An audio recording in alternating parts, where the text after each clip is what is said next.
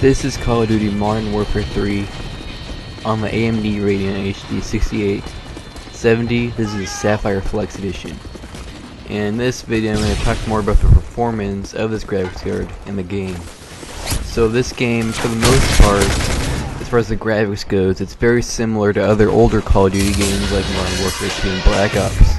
Those graphics aren't bad necessarily, but they're just not, they don't require a amazing graphics card. This game on this graphics card right here, the 6870 Flex Edition, it actually runs really actually just perfectly. The frame rates, when I was playing the multiplayer on this map, right, this mission right here, they never dipped it below 91 frames per second, which is something that's pretty amazing. And that's the same case with a few other maps I did previous to this one. So this game really doesn't require a whole lot. 91 frames per second is pretty good. You only really need 60 frames per second since that's 60 hertz, and 60 hertz is what most computer monitors are like set at. So unless you have a 120 hertz monitor, you don't really need a 6870 for this graphics card. I mean, a 6870 for this game. But there are some cases when you might want it if you want to have a really high screen resolution or 3 monitor Infinity, which I'm going to try next. I haven't tried Infinity yet, I just haven't had time to. I had to change the monitor resolution and set it to all 3 monitors. And in most cases I don't. Some games the Infinity is better, like on some racing games it's actually very good. But on some first-person shooters it isn't as good, since you have to look clear over the side to see the map, and then clear over the other side to see how much ammo and all that you have. So it's just, I like the smaller monitors when it comes to the first-person shooters, or at least something that's not too big. It can get a little bit bigger than what I have now, but not too huge, like 60 inches like if I had Infinity set up. But that's one of the good things with this Flex Edition. It says it has Infinity support native, so you can basically just use DVI, and HDMI instead of having to get a active DisplayPort adapter or a DisplayPort monitor. It's pretty simple and it works, and I didn't really have any issues with it. But this game, if you want to get a graphics card or a new one, I'll run it. If you don't, you probably don't actually need one. If you're gonna play Modern Warfare 2 or Black Ops, it's fine. Don't worry about getting a new graphics card. But if you have some older graphics card that you haven't tried another game with, or you just want a new one, I suggest maybe a 6790 maybe, which is about $150, or even maybe a 65 or 6750 or 6770. Those graphics cards should run fine, and I'm guessing the 6450 will be able to run it at least 25 to 30 frames per second. Might not be at like the high settings like this. This is all maxed out resolution, maxed out textures, all that, and it runs 91 frames per second, which is pretty good. If you have a 120 hertz monitor, or you want to do 3D with this game on AMD 3D stuff, then it should run no problem, since it's really high even on this 2D. So it should be pretty high on 3D too if you do 3D, but I'm not really into 3D, so I don't have to worry about that. But having a frame rate well above the 60 frames per second that your monitor displays is pretty good actually, since you don't want to have a monitor that's, you don't want to have a frame rate that's too low, since this really has a lot of extra room in case there's some sort of lag, like you're recording the crap. That can decrease the frame rate a tiny bit. Or you just give a good advantage if you have a really good frame rate, like 91 frames per second. I haven't actually tested the frame rates on single player yet, but I plan to do that later. And I'm assuming they would be fairly similar, maybe a little bit lower since single player is a little different. But who knows? And the single player is actually a lot of like these videos and stuff, which are kind of weird. But the game's so far pretty good. It's first missions, and I run about 4 hours of online multiplayer. I am rank 16, and it's overall pretty well. I'm going to try to do a gameplay video every day as long as I can, like every possible day. But I have, basically how I'm doing this is I have fraps open, and then I open the Modern Warfare 3 multiplayer, go into my vault in the game, which records a little gameplay of all the games you've done. And then you can play it back. I think it streams it through the internet. That's what I'm doing. I'm playing back the gameplay through the internet, and I'm recording a frap. So basically, I don't even have to do any special editing. I just put it all together, and it's all good. But the basic setup is I play the game, pick a gameplay in the vault, click on it, and then I can just play it back and record the playback and talk to the microphone at the same time, so I just put that wrapped export file into Adobe Premiere and export it at 720p, upload it to YouTube, which takes a while actually, since these longer gameplays can be pretty long, but this is about over.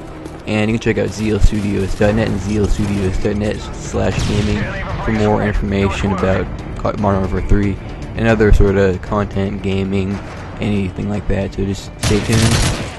And that's about it. This is Call of Duty Modern Warfare 3, and this is a gameplay video, another Team Deathmatch. I might have uploaded the other Team Deathmatch before or after, but this is one of my Team Deathmatch gameplays.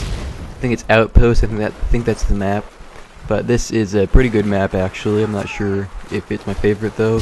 There's a lot of places up above where you can just snipe, but at the same time it's visible from the ground, so there's a guy trying to shoot me later in the gameplay, and I shoot him since I see him, but of course I was up there before too, and I shot him, so I guess it goes both ways.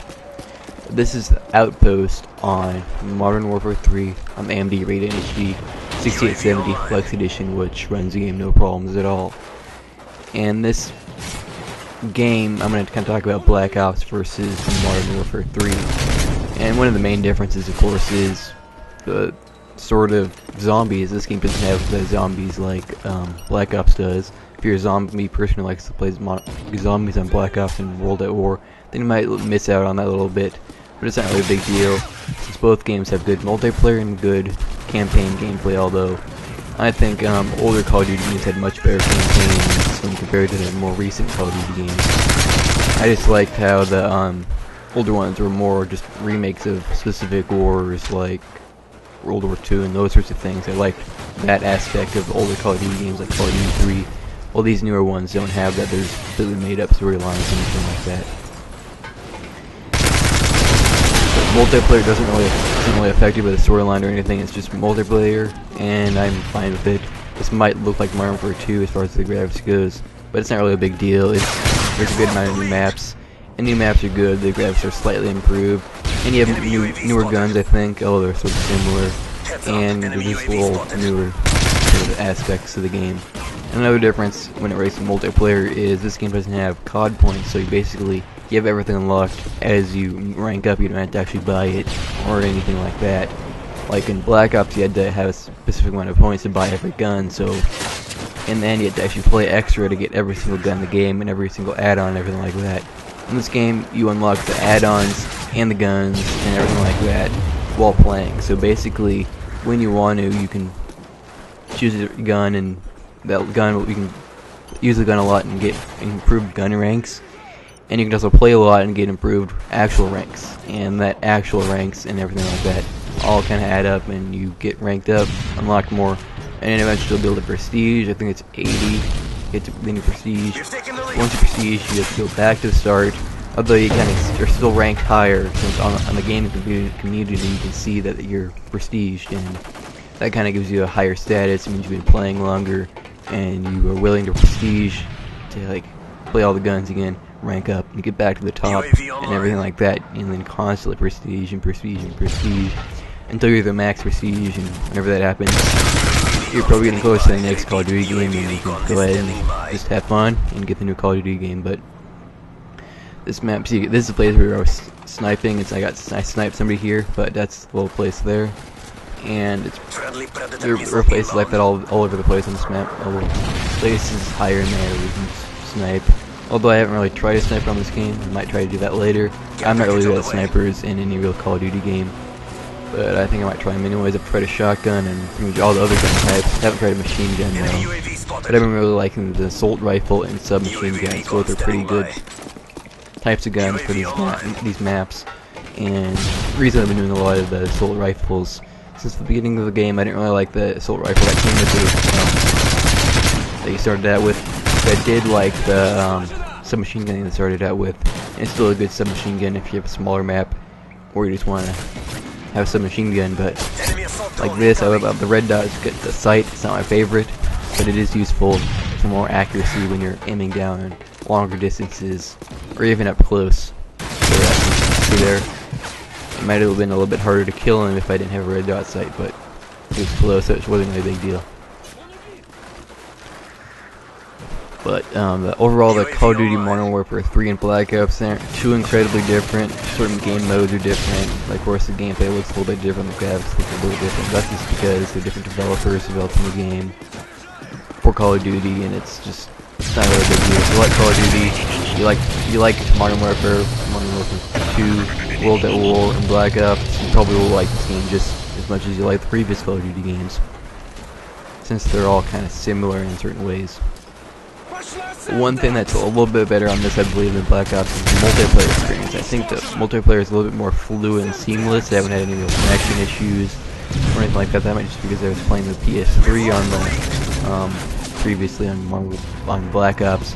Although I'm now playing on the PC in Modern Warfare 3, which might be some of it, but I'm not really doing any dedicated servers that I know of. Even though I believe there are dedicated servers, you just have to find a way to get to them. I don't know where they are though.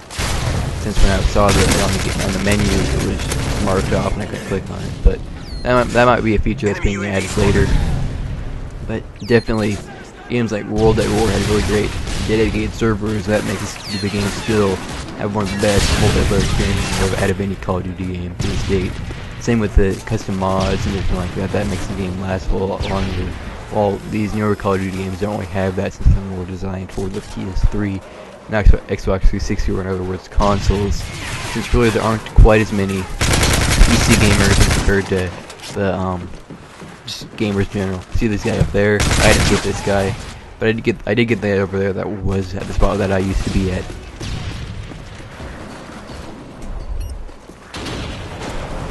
But I kind of wish that there was Call of Duty with mods and all that kind of stuff again. But I don't think that's going to happen anytime soon, since I don't really see the PC getting any more people on it, especially since in the next few years, new video game consoles are going to come out. The next PlayStation, and the next Xbox, and the next Wii's actually coming out next year. So these PCs, they're good and they're actually a whole lot more powerful than consoles, but consoles are just a whole lot easier for many people, and they just work. You can put in the game, and it just is seamless. You don't have any real issues at all with them.